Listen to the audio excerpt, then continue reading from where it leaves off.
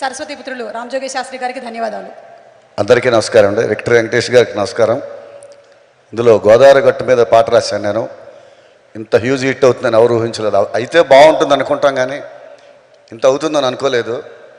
నాకు ప్రత్యేకించి ఈ పాట ఎందుకు బాగా గుర్తుండిపోతుందంటే, నాకు గోదావరి అంటే చాలా ఇష్టం. నేను గోదావరి తీరంలో వాడిని.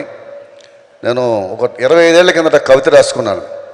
నా దమనంలో శిరల్లో రక్తం కాదు ప్రవహిస్తోంది గోదావరి నీళ్ళే, నా దేహమంతా గోదావరితో నిండిపోయింది, నా జ్ఞాపకాల్లో గోదావరి ఎప్పుడు ఎగిరిపోను మంచి గంధమే, వాడిపోను పారిజాతమే, నాలాగే నిరాశ ఆవరించిన ఎన్నో ఎదలకి ఆశల రెక్కల్ని కడుతుంది గోదావరి అని ఒక 25 ఏళ్ల కిందట ఆంధ్రభూమిలో రాశాను. సో అలాంటి గోదావరి నాకు తర్ఫీదిచ్చి సాహిత్యం నేర్పి ఆ గౌతమి లైబ్రరీలో కవిత్వం చదువుకొని సాహితీ మూర్తులందరినీ కలుసుకునే అవకాశం ఇచ్చిన గోదావరి ఒక 25 ఏళ్ళ తర్వాత నాకు ఇలా కెరీర్ని ఒక కుదిపేసేంత హిట్ ఇస్తుందని కూడా నేను ఊహించలేదు. నా గోదావరికి సవినయంగా నమస్కారాలు తెలియజేసుకుంటున్నాను. అలాగే నాకు చక్రిని కోల్పోయి నేను 10 ఏళ్ళు అవుతుంది దాదాపు. నాకు బాగా చక్రితోటి దాదాపు 80 సినిమాల ప్రయాణం నాది. ఒకే సంవత్సరం ఒకే నెల పుట్టిన వాళ్ళమే. చక్రి పోయిన తర్వాత చాలా ఒంటరి అయిపోయాను నేను. అంటే రాస్తున్నా కానీ ఒక మనల్ని గుండెకి హత్తుకునే సంగీత దర్శకుడు ఎవరైనా తగిలితే బాగుండు అనుకున్నా. సో దేవుడు వరవిచ్చాడు. Bheems, love you Bheems. భీమ్స్ రూపంలో మాకు మళ్ళీ చక్రి లాంటి ఒక కుడి భుజం దొరికింది. సో నన్ను ఈ సినిమాకి అనిల్ గారికి పరిచేసిన భీమ్స్కి సతదా సర్వదా కృతజ్ఞుడిని. ఈ మంచి పాట రావడానికి అంత మంచి బాణి ఇవ్వడం వల్ల, అంత మంచి కథ అనిల్ గారు చెప్పడం వల్ల, ఆ సిచ్యువేషన్ చెప్పడం వల్ల ఈ పాట పుట్టుకు జరిగింది. ఈ పాట ఇంత పెద్ద హిట్ అవుతుందని నాకు తెలిసి మా యూనిట్లో ఎవరు ఎక్స్పెక్ట్ చేయలేదు, అనిల్ గారితో సహా అందరం. అంత మంచి హిట్ అవ్వాలని కోరుకున్నాం.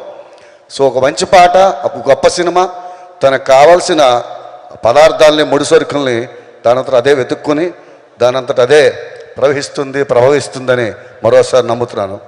అలాగే రమణ గోగుల్ గారు, అప్పట్లో ఆయన సినిమాలు రిలీజ్ అవుతున్నప్పుడు నేను జర్నలిస్ట్గా పనిచేస్తున్నాను. రమణ గోగుల్ గారు నేను జర్నలిస్ట్గా పనిచేస్తున్నాను. ఆయన పాటలు చాలా విన్నాను. ఆయన వాయిస్కి నేను మీలాగా చాలామందిలో నేను ఒక అభిమాని. ఆయన గారు చాలా బాగా పాడారు రమణ గారు. అంటే నేను మొన్న కూడా అన్నాను, బాంబుకి పిన్ను పీకింది మీరే అండి అని చెప్పి. సో అలాగే ఇందులో మొత్తం అందరూ పాడిన ఫిమేల్ సింగర్ మధుప్రియ చాలా బాగా పాడామా. ఇద్దరు అంటే ఆ కెమిస్ట్రీ వర్కౌట్ చేయడం చాలా కష్టం. డ్యూయెట్లో, సోలో సాంగ్స్లో అయితే ఓకే, కానీ డ్యూయెట్లో ఆ హావభావాలకి సమతూకంలో ఒక ఫీమేల్ సింగర్ కూడా పాడాలి. అంత బాగా పాడారు. అలాగే భాను మాస్టర్ నాకు బాగా మిత్రుడు. భాను మాస్టర్ అంటే పాట ఎలాగైతే నోటికి పాడుకోవడానికి ఈజీగా వచ్చిందో మూమెంట్స్ కూడా అంత సింపుల్గా ఉండబట్టి ఈ పాట ఇంత ప్రజాదరణ పొందిందని నేను నమ్ముతున్నాను. అలాగే దిల్ రాజు గారి కాంబినేషన్ వాళ్ళ బ్యానర్లో నేను బొమ్మరిల్లో బొమ్మను గీస్తే నీలా ఉంది అనే పాట రాశాను. నా కెరీర్కి పెద్ద మలుపు ఆ పాట. ఆ తర్వాత కూడా చాలా పాటలు రాశాను.